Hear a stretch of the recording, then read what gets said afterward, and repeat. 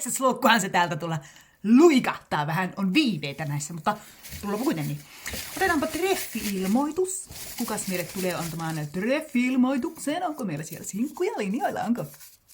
Katsotaan kuka. Vuorikiipeilijä. Katsotaan. Näin. Hyvää päivää.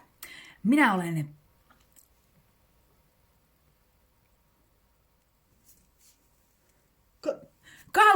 Kalle Vuorikiipeilijä, joo.